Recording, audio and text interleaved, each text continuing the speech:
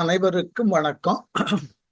நாம் இப்பொழுது அரவாண அடிகள் மணிமேகலைக்கு புத்தனினுடைய பிறப்பு, அவனால் மேற்கொள்ளப்பட்ட அரிய பல செய்திகளை விளக்குவதற்காக முன்வருகிறார். ஏனென்றால் பவத்திரம் அறுத்துனாக்க தான் மேற்கொண்டுள்ள இந்த பிறவியினால் விளைதற்கு உண்டான துன்பத்தை அறுத்து இனி பிறவாமை என்கின்ற நிலையை அடைதற்கு மணிமேகலை முயலுகிறாள். அதற்கு ஏற்றாற்போல் அவளால் இந்நாள் வரை பிற சமயங்களில் இருக்கக்கூடிய விளக்கங்களை அறிந்ததோடு தான் பின்பற்றுவதற்கு உரியதாகிய பௌத்த மதத்தினது கோட்பாடுகளை எல்லாம் முழுமையுமாக குறையற தெளிவாக தெரிந்ததன் பின் தான் தவத்தினை மேற்கொள்ளுதற்கு உண்டான முயற்சியில் இறங்கத் தொடங்குதற்கு அவள் தன்னை ஆயத்தப்படுத்தி கொள்ளக்கூடிய நேரத்துல அரவண அடிகள் புத்தனினுடைய வாழ்க்கை வரலாறை சொல்லுகிறார். என்ன காரணம்னா, இங்க 3 செய்திகளை நம்ம நினைவில் வைத்துக் கொள்ள வேண்டும். முதல் செய்தி, புத்தன் என்கின்ற அந்த பெயர் இருக்கிறது அல்லவா, அது அந்த துறவியர்கள் அடைதற்கு உண்டான நிலை அல்லது தகுதி. அதனால இந்த உலகில் பலவாகிய புத்தர்கள் காலம் காலமாக தோன்றிய வண்ணம் இருக்கிறார்கள் என்பது ஒரு செய்தி. இதான் முதல் செய்தி. இரண்டாவது செய்தி, இந்த புத்தர்களால் சொல்லப்படக்கூடிய புத்தம், சங்கம், தர்மம். இந்த புத்தம் என்பது இப்பொழுது வழக்கில் இருக்கக்கூடிய புத்தனால் சொல்லப்பட்ட செய்திகள், அதனை சொல்லுதற்கு உரியதாகிய அந்த புத்தனையே சரண் என்று அடைதல் புத்தம் சரணம். சங்கம் என்றால் இதுகாரும் தோன்றி உள்ள அனைத்து புத்தர்களும் அவர்களினை முழுமையுமாக பார்ப்பதற்கு உண்டான பகுதி சங்கம்னு பேர். ஞாபகம் வைத்துக் கொள்ளணும். ஆகவே சங்கம் என்பது இதுகாரும் தோன்றிய புத்தர்களினுடைய ஒட்டுமொத்த அமைப்பினுக்கு சங்கம்னு பேரு. ஆகவே எல்லா காலங்களிலும் பல்வேறு புத்தர்கள் தோன்றி அவர்களால் இயன்ற பல அற உரைகளை தந்திருக்கிறார்கள். அதை வழி வழியாக ஏற்று அவர்களை நாம் வணங்குதல், அதுக்கு பேர் சங்கம்னு பேர். தர்மம் என்பது நாம் வாழும் காலத்து நமக்கு உரியதாக புத்தன், அந்த புத்தனால் சொல்லப்பட்ட அறக்கோட்பாடுகளையும் அவனுக்கு முன்பு இருந்த பலவாகிய புத்தர்களால் சொல்லப்பட்ட அறக்கோட்பாடுகளையும் ஏற்றுக்கொள்ளுதலுக்கு பேரு தர்மம் பேரு. இப்ப 2 செய்தி ஆயிற்று. மூன்றாவது செய்தி, பௌத்தம் என்ன சொல்லுகிறது என்றால், ஒவ்வொரு காலகட்டத்தில் தோன்றுவதற்கு உரியதாகிய புத்தர்கள் முன்பே அவர்கள் எங்கு தோன்ற வேண்டும், எவ்வாறு அவர்கள் தோன்றுவார்கள் என்று குறிப்பிட்டு வகுக்கப்பட்டதன் அடிப்படையிலே தான் அவர்கள் தோன்றுகிறார்கள். ஆகவே எல்லா புத்தர்களும் தோன்றியதன் பின் போதி மரத்தின் கீழாகத்தான் நின்று அல்லது அமர்ந்து அவர்கள் ஞானம் பெற்றார்கள்னா இல்லை.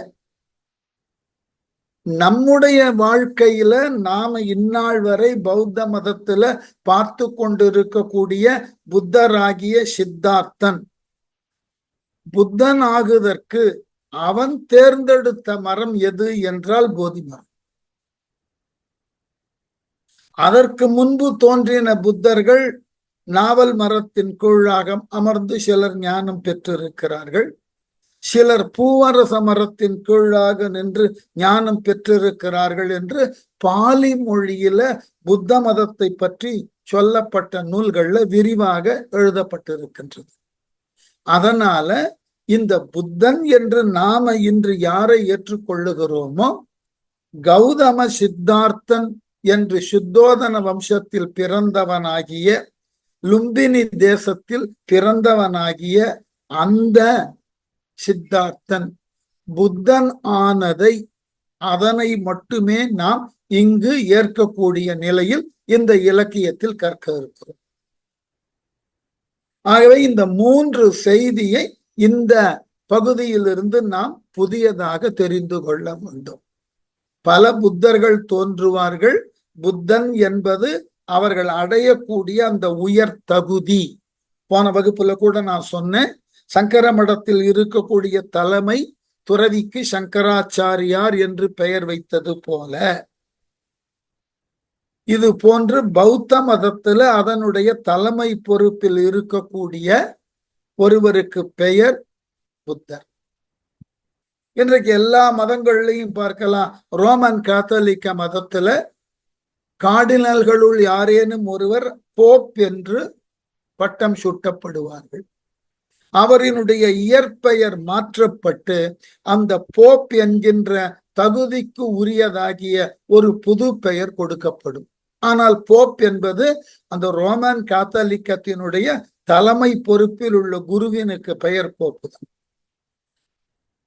அது போல இங்க நினைவில் வைத்துக் கொள்ள வேண்டும்.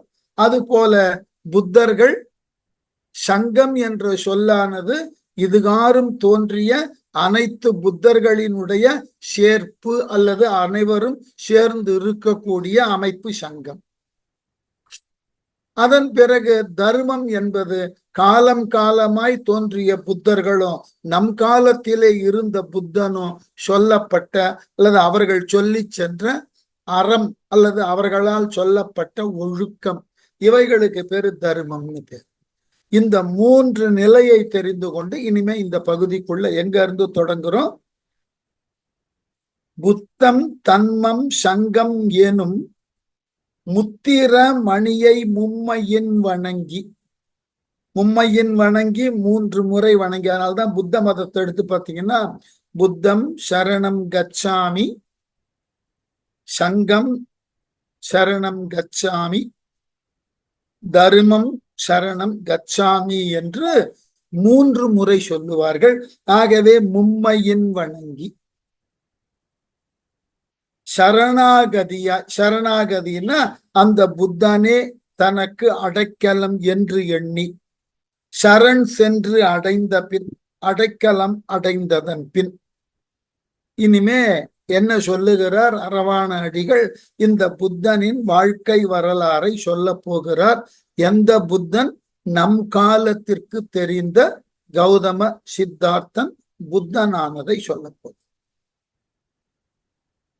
முரணா திரு அறமூர்த்தியை மொழிவோன். முரணான்னு சொன்னாக்க எந்த விதமான விரோதம் இல்லாது, எந்த விதத்திலும் மாறுபட்ட சிந்தனை இல்லாது, முரண்படாது வாழ்ந்த முரணா திரு அறமூர்த்தி, அறத்தினை தெளிவாக எடுத்து சொன்ன மூர்த்தி புத்தன். மூர்த்தியை மொழிவோன், அவனினுடைய வாழ்க்கை வரலாறை இங்கு எடுத்து சொல்லுவதற்கு அரவண அடிகள் தொடங்குகிறார். ஏனென்றால் முரண்படுதல் என்றால் வாழும் காலத்து ஒரு கோட்பாடும் நாம் துறவு நிலைக்கு சென்று அதன் பின் நம்மால் சொல்லப்படக்கூடிய அறநெறிகள் வேறு நிலையில இருப்பதாக இருந்தால் முரண்பாடு வரும். அதனாலதான் துறவியர்களை பற்றி எல்லாம் சொல்லுகின்ற பொழுது கருவிலே திருவுடையார்னு சொல்லிடும்.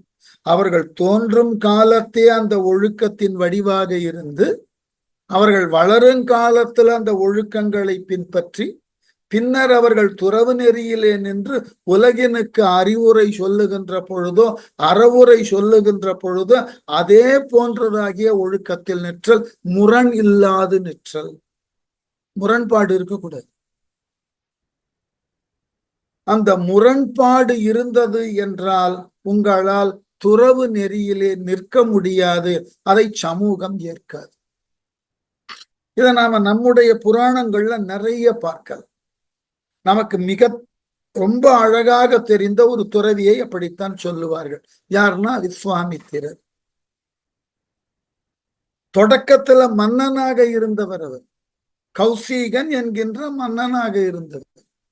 அந்த மன்னனுக்கு உண்டான ஆசா பாசங்கள், எல்லாவற்றையும் தான் பெற வேண்டும் என்கின்ற முனைப்பு, சிறந்ததெல்லாம் தன்னிடம் இருந்தாக வேண்டும் என்கின்ற ஒரு தீர்மானம் இதெல்லாம் அவர்கிட்ட இருந்தது.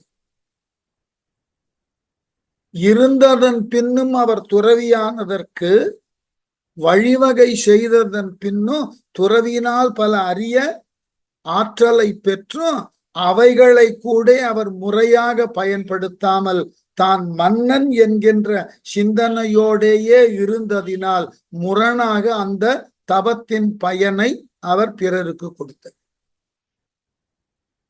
அதனால அவரால் செய்யப்பட்ட தவங்கள் எல்லாம் பயனற்று போயின.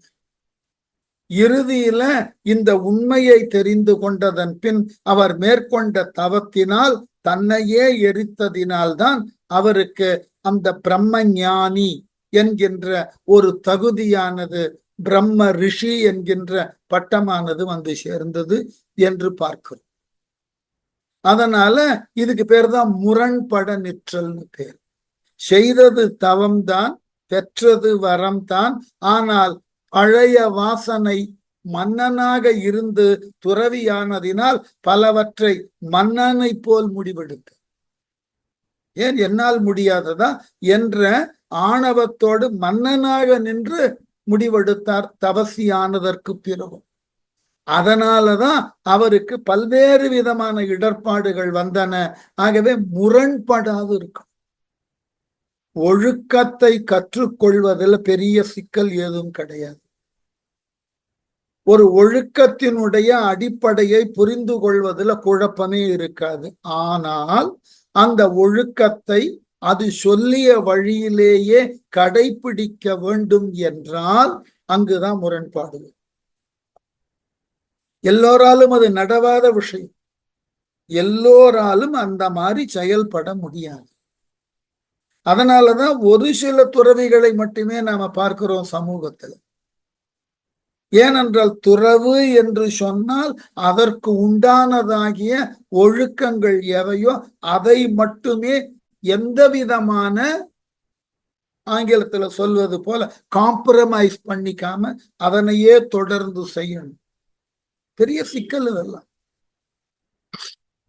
நீங்க இளம் பிராயத்துல ஒரு திரைப்படத்திலையும் அதை பார்த்திருக்கலாம். அது நடந்ததாக கூறுபவர்களும் உண்டு. தொடக்க காலத்துல காஞ்சி மடத்துல இருந்த தலைவர்கள் எல்லாம், இந்த மடத்தின் அதிபதிகளாக இருக்கக்கூடிய சங்கராச்சாரியார்கள் எல்லாம் எங்காகிலும் ஊர் விட்டு ஊர் செல்லுகின்ற பொழுது பல்லக்கில் செல்லும் மரபு இருந்தது. மேனான்னு பேர் இருக்கு. அத ஒரு சிறுவன் பார்த்து, இவர் ஏன் இங்கு ஓய்வெடுத்து கொண்டிருக்கிறார்ன போது, நெடுந்தூரம் வந்திருக்கிறார் அல்லவா, அதனால ஓய்வெடுத்து இருக்கிறார், அவருக்கு தேகமெல்லாம் கொஞ்சம் வலி இருக்கும் என்று. உடனே அந்த சிறுவன் கேட்டானாம், அப்படி என்றால் இவரை பல்லக்கிலே வைத்து தூக்கி வந்தவர்களுக்கெல்லாம் தேகத்துல வலி இருக்காதான்?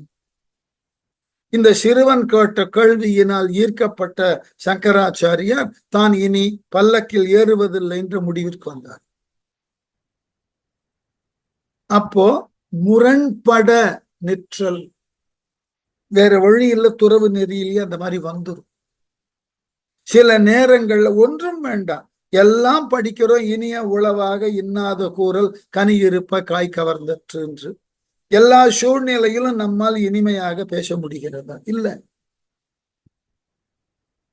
இதை சொன்ன வள்ளுவரே பல இடங்கள்ல இனிமையா பேசல, கடுமையா பேசுற.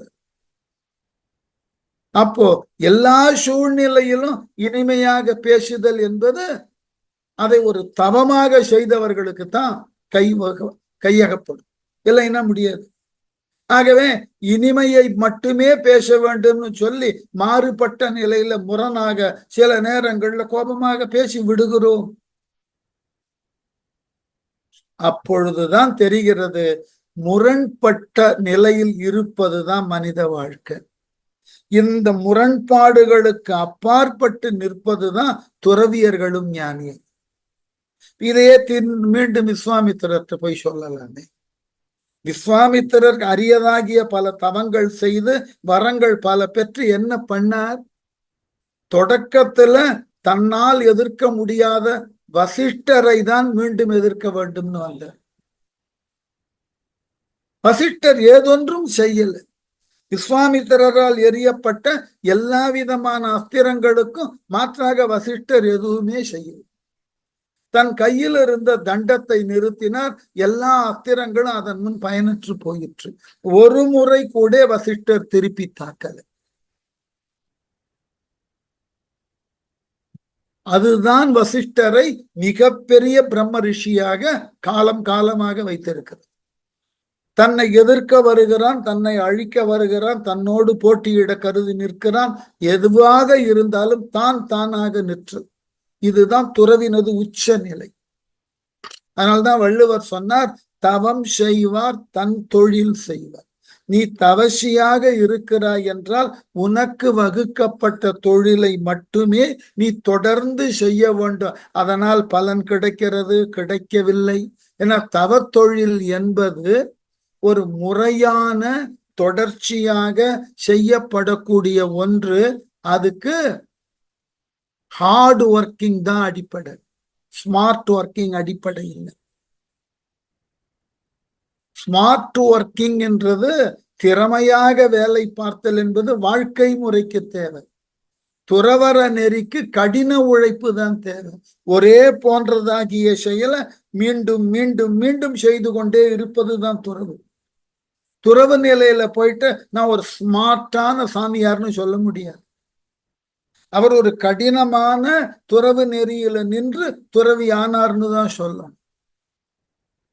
அதனால நம்முடைய அன்றாட வாழ்க்கையில நாம ஸ்மார்ட்டா இருக்கலாமான்னா அன்றாட வாழ்க்கை முறைக்கு உலகியலுக்கு நாம ஸ்மார்ட்டா இருக்கணும். ஆனால் துறவு என்பது உங்கள் திறனுக்கு உண்டான ஓர் சவால் அல்ல. உங்களால் மேற்கொள்ளக்கூடிய கடமையை தொடர்ந்து முறையாக இடைவிடாது எந்த விதமான அலுப்பும் இல்லாமல் செய்து கொண்டு வருகிறீர்களா, அதுதான் துறவு. ஆகவே துறவு நெறியை வாழ்க்கைக்கும் வாழ்க்கை நெறியை துறவுக்கு மாற்றக்கூடாது. ரெண்டும் ரெண்டு விதமான அடிப்படையில் அமைய பெற்ற அறிவுகள். அதனால ரொம்ப அழகான இடம் முரணா அப்படின்றதுக்கு இதான் விளக்கம். முரண்படக்கூடாது. துறவு நெறியில இருக்கக்கூடியவர்கள் உலகியலோடு பொருந்தி தன்னை பார்க்க கூடாது. அது முரண்பட்ட நிலை. ஆகவே முரணா திரு அறமூர்த்தியை, அறத்தை மட்டுமே உலகினுக்கு சொல்லி அதனையே தன் வாழ்நாளிலே கடைபிடித்தவராகிய மூர்த்தியாகிய புத்தனை மொழிவோன். அவனது வரலாற்றை மொழிதற்கு முன் வருகிறார் யார்? அரவண அடிகள். யாருக்கு? மணிமேகலை. எப்படியா? அறிவு அரிதாய் உயிர் நிறை காலத்து. அறிவு அரிதாய்னா அறிவினுடைய பயன் என்ன? ஒருவனுக்கு அறிவு இருக்கிறது என்றால் அதனது பயன் என்ன? வள்ளுவர் ரொம்ப அழகா சொல்லிவிடுவார். அறிவு அற்றம் காக்கும் கருவி. உன்னுடைய துன்பத்தை அது வருவதற்கு முன்பாகவே முன்னாக யூகித்து அந்த துன்பத்தை வாராது காப்பதற்கு உன்னிடம் உள்ள கருவி எதுன்னு அறிவு. இந்த அறிவு அரிதாய், எல்லோருக்கும் அறிவு இருக்கு. அது என்ன அரிதாய்னா அதை முறையாக சரியாக பயன்படுத்த தெரியாதவர்களாய் நாம் இருக்கோம்.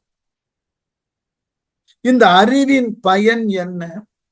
முயன்று மீண்டும் பிறவாது இருக்கக்கூடிய நிலை. பௌத்தத்துல சொன்னா நிர்வாண நிலையை அடைதல். எல்லா பற்றுக்களையும் உதறிவிட்டு நிர்வாண நிலைக்கு போகுதல் என்பதுதான் பௌத்தம். இந்த பௌத்தம் சொல்லக்கூடிய அந்த நிர்வாண நிலை அறிவினால் மட்டுமே பெற முடியும்.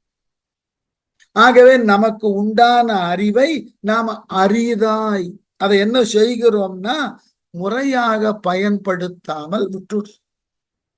அறிவு அரிதாய்னா நாம் கொண்டிருக்கக்கூடிய அறிவினை கொண்டு நாம் அடைய வேண்டிய இலக்காகிய நிர்வாணத்தை, அதை அடைதற்கு உண்டான வழியை, அதனது இலக்கணத்தை ஆராய்ந்து அதனை பெறுதற்கு உண்டான ஞானம் இல்லாது இருத்தலுக்கு பேரு அறிவு அரிதாய். இப்ப நமக்கு எல்லாருக்கும் அறிவு இருக்கு. யார் ஒருவருக்கு அறிவு இல்லைன்னு சொல்ல முடியாது. ஆனால் இந்த அறிவினை கொண்டு நாம் என்ன செய்கிறோம்? இக உலகத்துல நம்முடைய வாழ்க்கையை வாழுதற்கு தேவையான பொருளை, அதனை நுகருவதற்கு உண்டான புலன் இன்பத்தை, இவைகளை முழுமையுமாக பெறுவதற்கு உண்டான ஒரு வாழ்க்கை முறையை கொண்டுதான் வாழ்கிறோம். ஆனால் நம்மை படைத்த இறைவன் எதற்கு நம்மை படைத்தான்? அறிவோடு ஏன் படைத்தான்னா, இந்த பிறவியிலாவது உன் அறிவை முழுமையாக பயன்படுத்தி பிறவாத நிலையை பெறுவதற்கு வழியை தேடுந்தது. ஆனா நாம என்ன செய்கிறோம்? இந்த பிறவியை மேலும் மேலும் குழப்பிக் கொண்டு, இந்த மேலும் மேலும் சிக்கலை ஏற்படுத்தி கொண்டு, மீண்டும் மீண்டும் பலவாகிய பிறப்புகளை பெறுவதற்கு உண்டான செயல்ல ஈடுபட்டு, நிர்வாணம் என்கின்ற ஒன்று இருந்தது என்றாலும் இருக்கின்றது என்றாலும் அதை அடைய வேண்டும், அதற்கு உண்டான வழிமுறை யாது என்று சிந்திக்காமலேயே விட்டுவிடு. யோசித்து பாருங்கள். நாம மானுடர்களாக பிறந்தால் என்ன அடிப்படை? மானுடர்களுக்குத்தான் பகுத்தறியும் அறிவு கொடுக்கப்பட்டிருக்கிறது. எதற்காக? நாம் இந்த உலகத்தில் பிறந்தது எதற்காக? இந்த உலக வாழ்க்கை துன்பியலாக கருதுகிறோமே, ஏன்? இதனை இன்பியலாக மாற்றுவதற்கு, மீண்டும் பிறவாதிருப்பதற்கு என்ன வழி? எல்லோரும் சொல்லி இருக்கிறார்கள். புத்தனை போன்றோர், இயேசுவை போன்றோர், நம்முடைய வேதங்கள், உபநிடதங்கள் எல்லாம் சொல்லி இருக்கின்றன. ஆனால் இவைகளை எல்லாம் நாம பகுத்து ஆராய்ந்து அதன் வாயிலாக நிர்வாணத்தை அடைதற்கு உண்டான முறைகளில் நாம் இறங்குவதில்லை. ஆகவே அறிவு அரிதாய் உயிர் நிறை காலத்து, இந்த உலகத்துல இருக்கக்கூடிய உயிர்களெல்லாம் நிறைந்து எதனை செய்ய வேண்டுமோ அதனை செய்யாமல் செய்யத்தகாதவனவற்றை செய்து இந்த பிறவியிலே பலவாறாக துன்பங்களை பெற்ற நிலை அந்த காலத்து. அப்படிப்பட்ட சூழ்நிலையில காலத்து முடி தயங்கு அமரர் முறை முறை இறப்ப. முடி தயங்குன்னா பல்வேறு விதமான மகுடங்களை தாங்கி உள்ள, ஏன்னா ஒவ்வொரு தேவனுக்கும் ஒவ்வொரு விதமான மகுடம்.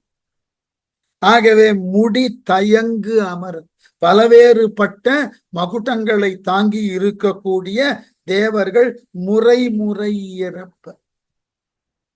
ஒவ்வொருவரும் கெஞ்சி கேட்கிறார்கள். நல்வழி பெறுவதற்கு, நல்ல அறத்தை போதிப்பதற்கு யாரேனும் ஒருவர் உலகினுக்கு தேவை என்று எல்லா தேவர்களும் பணிந்து தாழ்ந்து கேட்க, அதன் பயனாய் எங்கிருந்து வந்தாரா இவர்? துடித லோகம் ஒழிய தோன்றி போதி மூலம் பொருந்தி இருந்து. துடித லோகம்னா தூஷித லோகம்னு பேரு, துஷித லோகம்னு பேரு வடமொழியில. அதாவது ஏற்கனவே முன்பு சொன்னது போலதான், புத்தர்கள் என்று சொல்லக்கூடியவர்கள் தாங்கள் எங்கு பிறந்து, எவ்வாறு வளர்ந்து, எந்த இடத்தினுக்கு சென்று, எங்கு அமர்ந்து ஞானத்தை பெறுவார்கள், அதன் பின் அதை உலகினுக்கு அறிவிப்பார்கள் என்று அவர்கள் முடிவு செய்து வருகிறார்கள். எல்லாமே திட்டமிடப்பட்டவை. எதுவும் இங்க திடீர் என்று நடந்தவை அன்று. எல்லாம் திட்டமிடப்பட்டவை. இந்த காலத்துல இப்படிப்பட்ட இடத்துல பிறந்த ஒருவர் இன்ன இடத்தில் அமர்ந்து ஞானம் பெற்று அதன் மூலமாக புத்தொளி பெற்று அதனை உலகினுக்கு அளிப்பார். இது ஒரு தொடர் நிகழ்ச்சி. ஒவ்வொரு காலத்துல இவ்வாறு புத்தர்கள் அவதரிப்பார்கள். ஆகவேதான் முடி தயங்கு அமரர் முறை முறை இறப்ப துடிதலோகம் ஒழிய தோன்றி, துடிதலோகத்திலிருந்து நீங்கி இந்த பூ உலகில் தோன்றினார். புத்தர் தோன்றின இடம் தெரியும், கபிலவாஸ்துல லும்பினி என்ற இடத்துல, சுத்தாதன வம்சத்துல ஒரு மன்னனுக்கும் ஒரு அரசிக்கும் மகனாக இவர் பிறக்கிறார். ஆகவே தோன்றி எங்கவா போதி மூலம் பொருந்தி இருந்து, போதி மரத்தின் கீழாக அமர்ந்து ஞானம் பெற்று. அதான் முன்பே சொன்ன, இந்த கௌதம சித்தார்த்தன் போதியின் கீழ் அமர்ந்து ஞானம் பெற்றான். எல்லோரும் போதி மரத்தின் கீழ் அமர்ந்துதான் ஞானம் பெற்றார்கள்லாம் இல்லை. அது வெவ்வேறு விதமான மரங்களின் கீழாக அமர்ந்து அவர்கள் ஞானம் பெற்றிருக்கிறார்கள். ஆகவே ஞாபகம் வைத்துக் கொள்ளுங்கள், இது புத்தனுக்கு நாம் இன்று ஏற்றுக்கொண்டு இருக்கக்கூடிய அல்லது நாம் தெரிந்து கொண்டு இருக்கக்கூடிய சித்தார்த்த புத்தன் இந்த போதி மரத்தின் கீழாக அமர்ந்து ஞானம் பெற்றான். அவ்வளவுதான். போதி மூலம் பொருந்தி இருந்து, ரொம்ப அழகான விஷயம், மாறனை வென்று. இந்த மாறனை வெல்லுதல்னு ஒண்ணு இருக்கு இல்லையா? ஒரு கேள்வி, அது என்ன குறிப்பா மாறனை வெல்லுது? இவனுக்கு பேரே மாரஜித்தன்னே பேரு. உலகத்துல உங்களால் அனுபவிக்கப்படக்கூடிய அல்லது உங்களால் நுகரக்கூடிய உங்களிடம் உள்ளதாகிய எல்லா விதமான சுவைகளில், எல்லா விதமான மெய்ப்பாடுகளில் மிக மோசமானதோர் மெய்ப்பாடு எதுன்னா காமம். ஏனென்றால் மற்றைய மெய்ப்பாடுகள், மற்றைய ரசனைகள், மற்றைய ரசா என்று சொல்லக்கூடிய சுவைகள், அது தோன்றி நுகரும் காலத்து உடனிருந்து நுகர்ச்சி முடிந்த பின் அழிந்து போகும். உதாரணம், உங்களுக்கு நீர் வேட்கை அதிகமாக இருக்கிறது. அந்த நீரினை பெற வேண்டும் என்று பல இடங்கள்ல அலைவீர்கள். நீர் கிடைக்கிறது. அதை குடித்தவுடனே படிப்படியாக வேட்கை குறையத் தொடங்குகிறது. அது முழுவதுமாக அடங்கியதன் பின், ஒரு குவளையில் அடங்கலாம், அல்லது 2-3 குவளைகள் உண்டதன் பின் அடங்கலாம், அல்லது 5 குவளை நீர் அருந்திய பின் உங்களுக்கு தாகம் அல்லது நீர் வேட்கை முற்றிலுமாக நீங்கிவிட்டது என்றால், மீண்டும் நீங்கள் அந்த வேட்கையை நினைக்கப் போவதில்லை. அந்த வேட்கைக்காக நீரினை தேடி அலைந்ததை நினைவுக்கு கொண்டு வர மாட்டீர்கள். அந்த வேட்கை முடிந்த உடனே என்ன செய்வீர்கள்? அடுத்துள்ள பணியை கவனிக்க சென்று விடுவீர்கள். அதே போலதான் உணவினால் வரக்கூடிய வேட்கையாகிய பசி. அதுபோல்தான் ஒருவர் மாட்டு நாம் கொண்டுள்ள கருத்து வேறுபாட்டினால் வரக்கூடிய கோபம், ஒருவரது ஆக்கத்தினை எவ்வாறாகிலும் தடுத்து விட வேண்டும் என்கின்ற பொறாமை, ஒன்றை இழந்ததினால் ஏற்படக்கூடிய அழுகை, ஒன்றை காணாத ஒன்றை கண்டதால் ஏற்பட்ட திகைப்பு, ஒன்றை பார்த்த அளவிலே தோன்றும் அச்சம், இவைகள் எல்லாம் அந்த நிகழ்வு நடந்ததன் பின் அவைகள் பயனற்றதாய் போய்விடும். முதல்ல எதனை பார்த்து பயந்தீர்களோ அந்த பயமானது பழகியதன் பின் போய்விடும். எதனை கண்டு ஆச்சரியப்பட்டீர்களோ அதனை அணுகி அதை தீர ஆராய்ந்ததன் பின் அதனது ஆச்சரியம் உங்களுக்கு போய்விடும். ஆனால் காமம் என்கின்ற ஒன்றுதான் நுகருதற்கு முன்பு என்ன ஆவலை கொண்டிருந்ததோ, நுகரும் காலத்து என்ன ஆவலை தந்ததோ, நுகர்ந்ததன் பின் அதே ஆவலை மீண்டும் உங்கள் மனத்திலே இருத்தி வைக்கக்கூடிய ஒன்று உண்டு என்றால் அது காமம்தான். மற்ற எல்லாம் நுகர்ந்ததன் பின் மெல்ல மெல்ல குறைஞ்சு இல்லாமல் போகும். காமம் நுகருங்காலத்து நம்முள் தோன்றி நுகருவதற்கு முன்பே அது பற்றின சிந்தனை வந்து நுகருங்காலத்து செயல்பட்டு நுகர்ச்சி முடிந்ததன் பின் அது பற்றியே மீண்டும் நம் உள்ளத்துல ஒரு நினைப்பை, ஒரு சிந்தனையை தரத்தக்கதாய் இருப்பது காமம்ன்ற ஒன்றுதான். அதனாலதான் துறவிகள் எல்லாம் காமத்தை தவிர்க்க முயன்றார். அந்த காமத்தை தங்களினுடைய உடல் செயல்பாட்டினால் யாரேனும் ஒருவர் ஈர்க்கப்பட்டு விடுவார்கள் என்ற அச்சத்தினாலதான் கண்டவர்கள் தங்களை கண்டு அருவருக்க வேண்டும் என்பதற்காகத்தான் மிக மிக கோரமாக தங்களினது தோற்றத்தை மாற்றார் கண்டு அருவருக்கக்கூடிய நிலையில் வைத்துக் கொண்டார். இதுதான் அவர்கள் இந்த உலகத்திற்கு என்னுடைய தோற்றத்தை கொண்டு மற்றவர்கள் என் பால் வயப்பட்டு விடக்கூடாது, ஆகவே என்னை நான் மிக அருவருக்கத்தக்க நிலையில் காட்டிக் கொள்ளுகிறேன் முயன்றார். அவ்வளவுதான். இவர்கள் ஈடுபாடு காட்டினாலும் காமம் காமம் தான். இவர்கள் மாட்டு ஈடுபாடு கொண்டு யாரேனும் வந்தால் அதுவும் காமம். ஆகவே தானாகவும் செல்லாமல் தன்னை நோக்கி மற்றவர்கள் வந்துவிடக் கூடாது என்பதற்காக தங்களை அவர்கள் அருவருப்பு நிறைந்தவர்களாக காட்டினர். ஆடை குறைவாக ஆடையற்ற நிலையில ஷடா முடியோடு உடம்பெல்லாம் நீர் பூசி பாழ் நிலையில அவர்கள் தோன்றியதன் காரணமே அது. இது பல நேரங்கள்ல யோசித்து பார்த்தீர்கள் என்றால் இந்த காமம் என்கின்ற ஒன்றுதான் வெல்லுதற்கு மிக மிக கடினமான ஒன்று. என்ன சொல்லுகிறார்கள்னா புராணங்கள்ல இந்த காமன் என்பவனுக்கு 3 மக்கள், பெண் மக்கள் உண்டு. அதுபோல் இந்த காமனுக்கு 3 ஆண் மக்கள் உண்டு. இதனோடு மட்டும் இல்லாமல் இந்த காமனுக்கு மிக பெரியதோர் படை உண்டு. அந்த படையில இருக்கக்கூடியவர்கள் எல்லாம் அழகிய இளம் பெண்கள். ஆகவே காமன் யாரேனும் ஒருவரை தாக்க வருகிறான் என்றால் தனி ஒருவனாக வருவது இல்லை. தன்னுடைய அழகான 3 மகளோடும் மகன்களோடும் தன்னுடைய மிக அழகியதாக உள்ள யுவதிகளை கொண்டிருக்கக்கூடிய பெரிய படையோடும் வந்துதான் தாக்குவான். அதுபோல் அவனால் எய்யப்படக்கூடிய கணைகள் எல்லாம் மலர் கணைகள். அந்த ஒவ்வொரு மலருக்கும் ஒரு தன்மை உண்டு. ஒவ்வொரு கணையும் ஒவ்வொரு உறுப்பிலே சென்று படும்.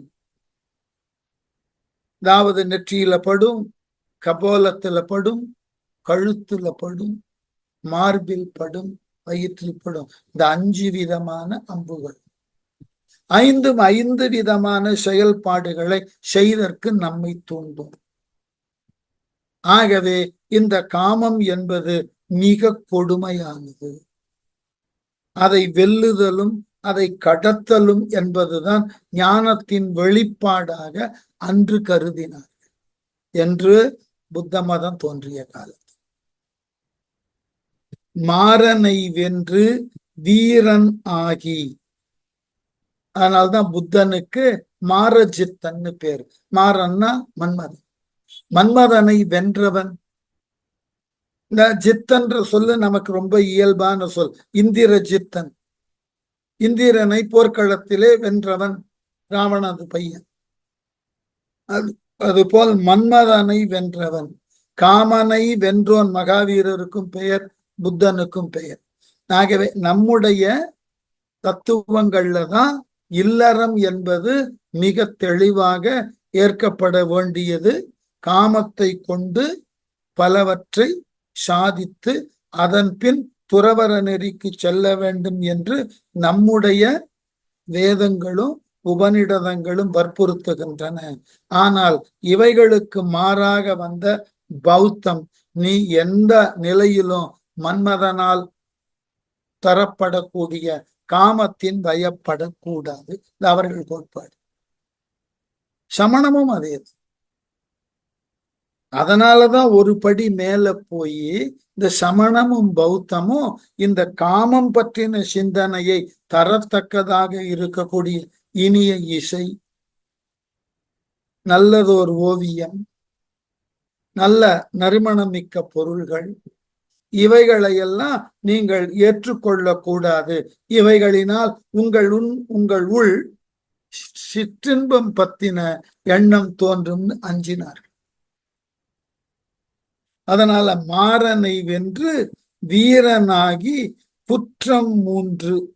குற்றம்னா உங்கள் பிறவிக்கு நீங்களாகவே எடுத்துக்கொள்ளக்கூடிய மிக பெரியதாகிய தவறுகள்.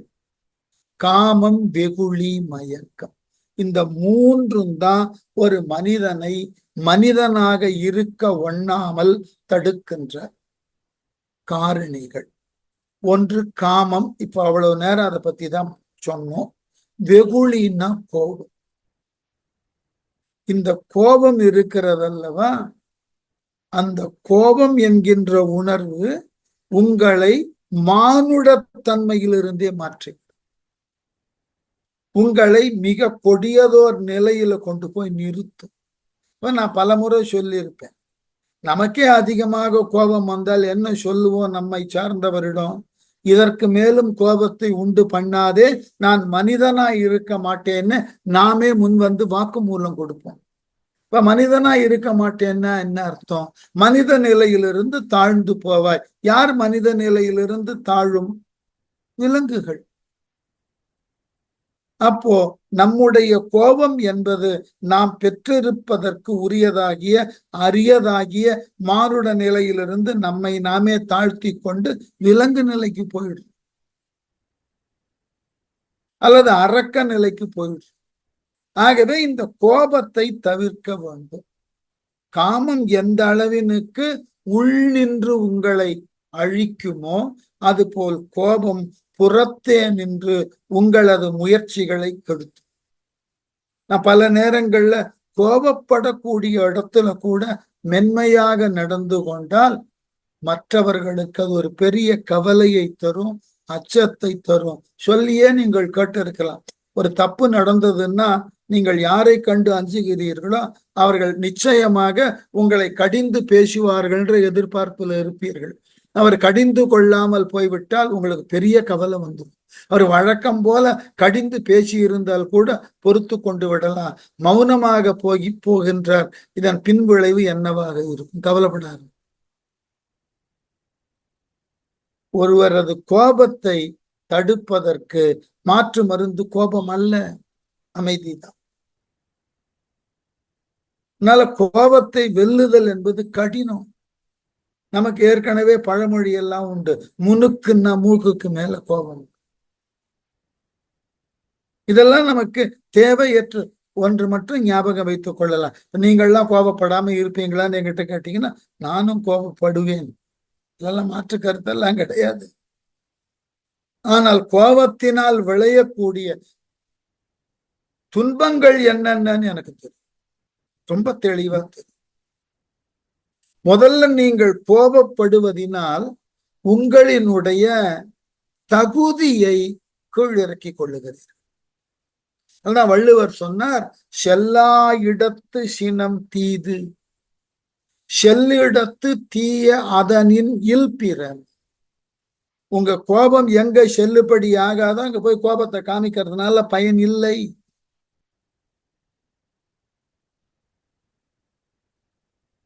மாறாக செல்லுபடி ஆகிற இடத்துலையும் கோபத்தை காண்பித்தீர்கள் என்றால் ஓரிரு முறை உங்களை மதித்து பதில் கிடைக்கும். அடுத்த முறை அவர்களே முடிவு செய்து விடுவார்கள். வழக்கம் போல வருவாருங்க, கத்துவாருங்க, கண்டுக்காம போயிடுங்க. ஆகவே கோபம் என்பது உங்களினுடைய தனித்துவத்தை உடனாக நின்று அழிக்கும்.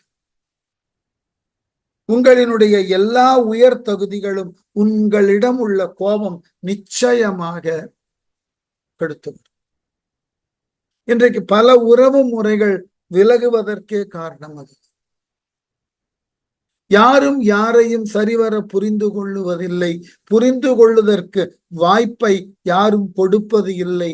அந்த வாய்ப்பை கொடுத்தாலும் யாரும் புரிந்து கொள்வதற்கு உண்டான முயற்சியில் ஈடுபடுவது நிறைய பார்க்கிறோம்.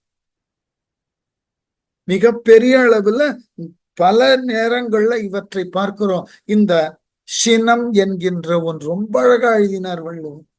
சினம் என்னும் சேர்ந்தாரை கொல்லி இனம் என்னும் ஏமப்புனையை சுடும். அந்த கோபம் யார்கிட்ட போய் சேருகிறதோ சேர்ந்த ஆளை முதல்ல அழிச்சிடும். அதுக்கப்புறம் உனக்கு உரியதாகிய நண்பர்கள் என்று உன் இனத்தார் என்று நீ கொண்டு இருக்கிறாயே, அவர்கள்தான் உனக்கு உண்டான பாதுகாப்பு. அவர்களையே இல்லாமல் ஆக்கிடு. ஏம புனை, பாதுகாப்பான புனை அவர்கள்தான், அவர்களையும் இல்லாமல் ஆக்கிவிடும். முதல்ல ஒன்னையும் கெடுக்கும். நீ மீண்டும் இந்த உலக வாழ்க்கையில இன்னலிலிருந்து தப்பிப்பதற்கு உறுதுணையாக இருக்கக்கூடிய உன்னை சார்ந்தவர்கள் யார் ஒருவரும் உன்னிடம் வந்து உதவ மாட்டார்கள். காரணம் உன் கோபம். நமக்கே தெரியும், வாழ்க்கையில பல பேர் நம்முடைய உறவு நிலைகள்ல கோபத்தோடு இருப்பார்கள். அவர்களை நம்மால் அணுகவே முடியாது. அணுகினாலும் நாம நம்முடைய நிலையை தாழ்த்தி கொண்டு அணுகினாலும் நமக்கு உண்டான எந்த எதிர்வினையும் அவர்கள்ட்ட இருக்காது. எதிர்வினைன்னு சொல்றது ரெஸ்பான்ஸ் எதுவுமே இருக்காது. அப்ப நாம் எத்துணை முறைதான் தாழ்ந்து போவது? அதற்கு மாறா பேசாம ஒதுங்கி விடலாம்.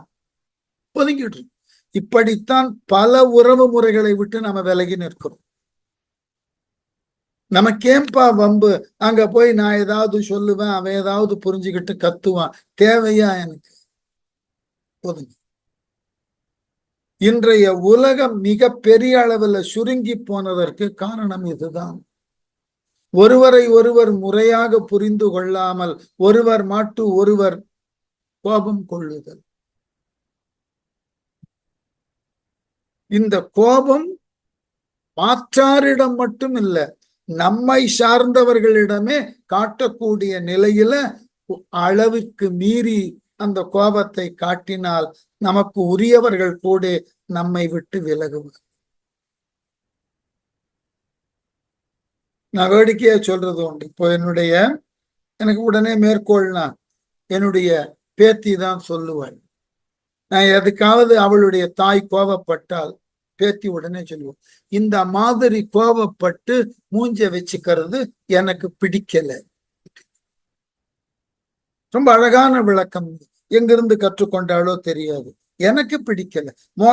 எந்த கருத்து சொல்லுவதாக இருந்தாலும் கோபமாக முகத்தை வைத்துக் கொண்டு சொல்லாதேன். அது 3.5 வயது குழந்தை, அதுக்கு அவ்வளவு கோபம். இப்படி நீ கோபப்பட்டு முகத்தை வைத்துக் கொண்டு என்னிடம் இப்படி பேசாதே. இது ஒரு அழகான பழக்கம். அந்த குழந்தைக்கு யார் அது செல்லக்கூடிய பள்ளியில கற்றுக் கொடுத்தார்களோ தெரியாது. ஆனால் தெளிவாக நீ எது பேசுவதாக இருந்தாலும் இனிமையான முகத்தோடு மென்மையான சொல்லோடு பொறுமையாக சொல். இது ஒரு அடிப்படை தேவையாகவே அவர்கள் பழக்கி இருக்கிறார்கள். இது ஒரு பெரிய விஷயம். அதனால இது தத்துவங்களின் மூலமாக பெற வேண்டும், அல்ல மத கோட்பாடுகளின் மூலமாக பெற வேண்டிய செய்தியே இல்லை. மனிதனாக பிறந்தவர்கள் அனைவரும் பின்பற்றப்பட வேண்டிய செய்தி இது. ஆனால்தான் மாறனை வென்று வீரனாகி குற்றம் 3வது குற்றம் எதுன்னா மயக்கம். எதனையும் சரிவர புரிந்து கொள்ளாத நிலை. இதை 2ஆ பிரிப்பார்கள். சரியாக புரிந்து கொள்வதை தவறாக புரிந்து கொள்ளுதலும், தவறாக புரிந்து கொண்டு தள்ள வேண்டியதை சரியான முறையிலே புரிந்து கொள்வதாக எண்ணி அதை பின்பற்றுவது. நம்ம கிட்ட இருக்கக்கூடிய இந்த மயக்கம் ரொம்ப ஜாஸ்தி. அதாவது அண்மை காலத்துல கூட நான் என் மற்றொரு நண்பரோடு பேசிக்கொண்டிருந்தேன். நான், என் துணைவியார், அந்த நண்பர் மூவரும் ஒரு விழாவினுக்கு செல்ல வேண்டிய நிலை ஏற்பட்டது. ஒரு கிரகப்பிரவேசம். நாங்கள் முன்பே சொல்லிவிட்டோம், சிற்றுண்டிக்கெல்லாம் நாங்கள் காத்திருக்க முடியாது, வருகிறோம், உங்களை வாழ்த்துகிறோம், கிளம்புகிறோம்னு. அவரை ஏற்றுக்கொண்டார். போனோம். திருவல்லிக்கணியில அந்த விவேகானந்தர் ஒரு கஃபிட்டீரியா இருக்கும், அதுக்கு பக்கத்துல ஒரு பிளாட். போனோம். ரொம்ப 7:30 போயிட்டோம். எல்லாம் அவர்களுக்கு உண்டான வாழ்த்துக்களை எல்லாம் கொடுக்க வேண்டிய பரிசுகளை கொடுத்தோம். நீங்கள் ஒன்றும் சாப்பிடாமல் போகிறீர்களே அப்படின்னு சொல்லி காய்ச்சின பாலை கொடுத்தார்கள். என்னுடன் வந்த என்னுடைய நண்பர், இல்லை எனக்கு குடிக்கும் பழக்கம் இல்லைன்ட்டு. அவர்கள் கொடுத்ததே மிக குறைந்த பால் தான். பால் காய்ச்சி இருப்பார்கள் அல்லவா, அதுல வாயில ஊற்றி கொண்ட உடனே அதில் இருக்கக்கூடிய இனிப்பு இருக்கு பாருங்க, எங்களை திகைக்க வைத்து. அவ்வளவு இனிப்பு. நானும் என் துணைவியாரும் தடுமாறிப்போம். இப்ப வெளியே வரும்போது என் துணைவியார், என்னது இது, நாம ஒரு வாரம் சாப்பிட்ட மருந்தெல்லாம் பயனற்றதாகி விட்டது, அந்த அளவிற்கு இதுல சர்க்கரை இருந்தது அப்படின்னு சொன்ன பொழுது உடன் வந்த எங்கள் நண்பர் சொன்னார், பாருங்க வானதி, பொது இடங்களுக்கு வந்தால் நோ சொல்ல பழகி இருக்க வேண்டும். என்ன ஒரு அழகான விளக்கம்னு நினைத்துக்கொண்டு, நோ சொல்ல பழகணும். எனக்கு இது வேண்டாம், இதான் நமக்குள்ள. அவர்கள் கொடுத்தத நம்ம வேண்டாம்னு சொன்னா அவர்கள் என்ன நினைப்பார்களோ. ஒரு வீட்டிற்கு கிரக பிரவேசம்னு வந்திருக்கிறோம், அங்க பால் காய்ச்சுதல் தானே அடிப்படையான வேலை. அந்த கொடுத்த பாலை மறுக்கிறது என்ன நியாயம்? இதெல்லாம் நமக்கு நாமே போட்டுக்கொள்ளும் கூடிய தடைகள். வேண்டாம், நோ சொல்லுங்கள், வேண்டாம், எனக்கு பால் சாப்பிடும் பழக்கம் இல்லை, முடிஞ்சு போச்சு. ரொம்ப அழகாக சொன்னார். அந்த நோ சொல்லும் பழக்கத்தை கற்காத வரை நாம உலகத்துல உள்ள மயக்கங்களுக்கு உட்படுவோம். நமக்கு எது பொருந்தாதோ எது வேண்டாததோ அது வேண்டாம் என்று சொல்லக்கூடிய அறிவு இருக்கணும். நம்ம பெரும்பாலும் வள்ளுவத்திலிருந்து மேற்கோள் சொல்லுவோம். எப்படி? பெயத்தக்க நஞ்சுண்டமைவர் யாரு? நயத்தக்க நாகரீகம் வேண்டுபவர். ரொம்ப அழகான விஷயம். எது? பயத்தக்க நஞ்சுண்ட அமைவார் தான், அதை ஏற்றுக்கொள்ளுவதாக அமைய வேண்டும். நயத்தக்க நாகரீகம் வேண்டுபவர். இது எதற்கு சொல்லப்பட்டதுன்னா, பொது இடங்கள்ல யாரேனும் ஒன்றை கொடுத்தால் அதை நீ பயன்படுத்துன்றதுக்கு இல்லை, அதை எடுத்துக்கொள், அதை பயன்படுத்துவதும் படுத்தாததும் பின்னர் பார்த்து கொள்ளலாம். நோக்கம் அது. அதை உடனே எடுத்து கையாள வேண்டும், பயன்படுத்த வேண்டும் என்பது அல்ல வள்ளுவர் முடிவு. நான் சர்க்கரை நோயாளி, கல்லூரியில பணியாற்றின காலத்துல மாணவர்கள் யாரேனும் வந்து பிறந்த நாள்னு ஏதாகிலும் இனிப்பை கொடுப்பார்கள். இப்ப அவர்கள்ட்ட போயிட்டு எனக்கு சர்க்கரை நோய் இருக்கிறது, இந்த இனிப்பெல்லாம் ஏற்க முடியாது என்றெல்லாம் சொல்லி அவனை வருத்தப்பட செய்தற்கு பதிலாக வாழ்த்து சொல்லிட்டு அந்த சர்க்கரைக்கு உண்டான அந்த இனிப்பை எடுத்து வச்சுக்கணும், அவ்வளவுதான். உண்ணுன்னு யாரும் சொல்லல. இதான் பெயர்த்தக்க நஞ்சுண்டு அமைவார். உனக்கு நச்சினை தரக்கூடியதாக விஷம் போலதாகிய ஒன்றை யாரேனும் கொடுக்கிறார்கள் என்றால் சபை நாகரீகம் கருதி அதை பெற்று வைத்துக்கொள். அமைவார் உண்ணுதற்காக அமைவாக அதை எடுத்து வைத்துக் கொள்வதாக இரு போதும். அவன் போனதுக்கு அப்புறம் அதை எடுத்து வேற யாருக்கு தேவையோ கொடுத்துள்ள. நம்மிடம் இந்த அஞ்ஞானம் இருக்கிற வரைக்கும் நம்ம உடலும் மனமும் நம்முடைய கட்டுப்பாட்டுக்குள் வராது. நம்முடைய கட்டுப்பாட்டை தகர்ப்பதே நம்மிடம் உள்ள அஞ்ஞானம். நிறைய பேர் நம்ம எத்தனை முறை சொல்லி கேட்டிருக்கோம், வேண்டான்னு சொன்ன கொடுத்துட்டாங்க, என்ன பண்றது, எரிய மனம் இல்லாமல் உண்டோம். இல்ல, நோ சொல்ல கற்று இருக்கோம். இதை விட நான் வேற ஒரு அழகான இடத்தை மேற்கோளா காட்டுவேன். எங்கள் துறையில நாங்கள் பணியாற்றின காலத்துல திடீரென்று ஒரு முறை வைத்து கொண்டு ஒருவர் வீட்டுக்கு மற்றைய துறை ஆசிரியர் பெருமக்கள் எல்லாம் போய் அவர்கள் சமைத்தது சாப்பிடும் மரபு வச்சிருந்தோம், எங்கள் துறைக்குள்ள மட்டும். அப்படி இருந்த போது என் துறையில ராஜேந்திரன் துறையில இருந்தார். அப்புறம் தான் பின்னாளில் எங்கள் கல்லூரியில முதல்வராக இருந்து ஓய்வு பெற்றார். அவர் நாங்கள்லாம் ஒன்றாக பணியில சேர்ந்த காலத்தில் அவர் வீட்டிற்கு உண்ண கூப்பிட்டு இருந்தார். இப்ப நான், எங்களுடைய துறை தலைவராக இருந்த திரு பாலசுப்ரமணியம், அடுத்த நிலையில இருந்த திரு வேணுகோபாலன், அதற்கு அடுத்த நிலையில இருந்த தனுஷ்கோடி, நான் நால்வரும் போயிருந்தோம். எங்கள் வருகையை ஒட்டி ராஜேந்திரனினுடைய துணைவியார் நிறைய சமைத்திருந்தார். இலைய போட்டு பரிமாறின உடனே எல்லாவற்றையும் மகிழ்ச்சியின் காரணமாக அதிகமாக வைக்க ஆரம்பிச்சு. ஒரு முறை எங்களுடன் அந்த விருந்துல உடன் வந்திருந்த வேணுகோபாலன் ஐயா போதும்னு சொல்லி பார்த்தார். கேட்கலாம். ரொம்ப அழகாக சொன்னார். உன் ஆசைக்கு வெய்யுங்கள், நான் என் தேவைக்கு சாப்பிட்டுக் கொள்கிறேன். இதான் இந்த ஞானம் வரணும். அப்பொழுது அவர் பைபாஸ் சர்ஜரி பண்ணிட்டு இருந்தார்.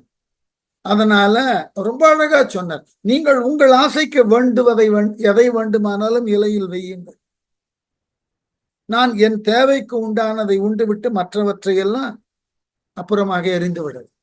அப்பொழுதுதான் அவர்களுக்கு உண்மை புரிந்தது. அப்புறம் நிதானமாக தேவை கருதி பரிமாறத் தொடங்கினார். நமக்கு அதே இன்றைக்கு எத்தனை இடங்கள்ல திருமண கூடங்கள்ல நம்ம பார்க்கிறோம், யோசித்து பாருங்கள். நானும் என் துணைவியாரும் ஒரு வழக்கத்தை வைத்திருக்கிறோம். எந்த திருமண கூடத்திற்கு போனாலும் இலையில் பரிமாறுவதற்கு முன்பான இடத்துல போய் உட்காரும். இந்த இலையில பரிமாறி இருக்கக்கூடாது. உட்கார்ந்த உடனே வரக்கூடிய பொருள்ல இவை வேண்டாம் வேண்டாம் வேண்டாம், எதெல்லாம் தேவையோ அதை மட்டும் கேட்டுக்கொண்டு வேண்டாத நயத்துல வைக்காத இலையில் முடிந்து விட்டு இலையை, அதாவது உண்டு எழுந்ததன் பின் இலையில பொருள் வைத்த சுவடே இல்லாமல் சுத்தமாக துடைக்கப்பட்டிருக்கும் என்னுடைய இலையில். என்ன காரணம்னா தேவை கருதி நாம உணவை உட்கொள்ள வேண்டுமே ஒழிய உணவு நம்மை உட்கொள்ளுவதற்கு இடம் கொடுக்க கூடாது. இதுக்கு பேருதான் மயக்கம். ஐயோ வைத்து விட்டார்களே, நாம் என்ன செய்வது? வைத்ததை எரிந்தால் அவர்கள் தவறாக எண்ணுவார்களே. நமக்கு நோய் வந்தால் உடன் நின்று மருந்து தருபவர்கள் அவர் அல்ல. இதை புரிஞ்சுக்கணும். உடனிருந்து மருந்து தருபவர்கள் அவர்கள் அல்ல. அதனாலதான்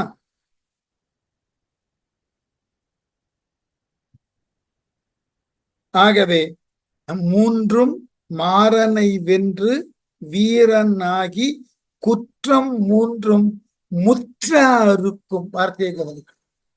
3 விதமான குற்றங்களை முழுவதுமாக அறுக்கணும். அதுல ஏதாகிலும் கொஞ்சம் வைத்துக் கொள்ளலாம், கொஞ்சம் விட்டுடலாம், இல்ல முற்ற அறுக்கணும். காமம், வெகுளி, மயக்கம், இந்த 3ஐயும் அடியோடு நீக்கணும். இந்த 3ஐ நீக்கினால்தான் நம்மால் துறவுன்ற ஒன்றையே சிந்திக்க முடியும். ஆகவே குற்றம் மூன்றும் முற்ற அறுக்கும் வாமன் வாய்மை ஏமக்கட்டுரை. ரொம்ப அழகான விஷயம். இந்த வாமன்னா இந்த 3ஐயும் அறுத்தவனாகிய வாமன் அப்படின்னு சொன்னாக்க புத்தன். இந்த 3ஐ கடந்து நின்றவனாகிய வாமன், அவனால் சொல்லப்பட்ட வாய்மை அறம். அது எப்படிப்பட்டதா? ஏமக்கட்டுரை. ஏமம்னா பாதுகாப்பு. இந்த உலகத்துல நீங்கள் முழுவதுமாக பாதுகாப்போடு குற்றமற்றதோர் வாழ்க்கையை வாழ வேண்டும் என்றால் புத்தனால் சொல்லப்பட்ட வாய்மைக்கு உரிய பாதுகாப்பான கட்டுரை. கட்டு உரைத்தல்னா எக்காலத்தினுக்கும் வருவதுக்கு பேரு கட்டுரைன்னு பேரு. எக்காலத்தினுக்கும் துணை வருவதோடு மட்டும் இல்லாமல் உண்மையாக இருப்பதுக்கு பேரு கட்டுரை. பழைய காலத்துல பள்ளிகள் எல்லாம் கட்டுரை ஏடுன்னு வச்சிருப்போம் தெரியுமா? காம்போசிஷன். கட்டுரைன்னு சொன்னா உறுதியானவற்றை மட்டும் சொல்லணும். அந்த உறுதியானது எல்லா காலத்திற்கும் பொருந்தி வருவதாக இருக்கணும். அப்படிப்பட்ட அறத்தை தன் அனுபவத்தின் வாயிலாக 3 விதமான குற்றங்களை முற்ற அறுத்தவனாகிய புத்தன் சொன்னான். அந்த சொல்லானது நமக்கு ஏமத்தை தரும், நமக்கு பாதுகாப்பை தரும். ஆன்றோர்களால் இவ்வாறு சொல்லப்பட்ட அறிவுரைகள் எல்லாம் நமக்கு மிக பெரியதோர் பாதுகாப்பை தரும். அடுத்தது என்ன? இறந்த காலத்து எண்ணில் புத்தர்களும். இதுதான் முக்கியமான குறிப்பு. நாம பார்க்கக்கூடிய புத்தர் கௌதம புத்தர், சித்தார்த்தன் என்கின்ற கௌதம புத்தர். இவருக்கு முன்னாடி பல புத்தர்கள் தோன்றி இருக்கிறார்கள். இந்த மரபை எல்லா மதங்களும் பேசும். இப்ப சமணத்தை எடுத்தீங்கன்னா நமக்கு தெரிந்தவர் மகாவீர், வர்த்தமான மகாவீர். அவருக்கு முன்னாடி 23 தீர்த்தங்கரர்கள் இருந்தார்கள், வரலாறு இருக்கு. இவரோடு சேர்த்து 24 தீர்த்தங்கரர்களுக்கும் கோவில் இருக்கு. அதே போல இஸ்லாமத்தை எடுத்து பாருங்க. நபிகள் நாயகம் என்கின்ற இறை தூதர் வருவதற்கு முன்பு பல இறை தூதர்கள் வந்திருக்கிறார்கள். அந்த இறை தூதர்கள் எல்லாம் ஆமீனாவின் கனவில் தோன்றி நீ கருவுற்றிருப்பது நபிகள் நாயகம் என்கின்ற இறை தூதர், அவர்தான் குறைஷியின் திலகமாக தோன்ற போகிறார், இஸ்லாம் என்ற மார்க்கத்தை உருவாக்க போகிறார் என்று கனவிலே சொன்னதாக இஸ்லாம் சொல்லும்.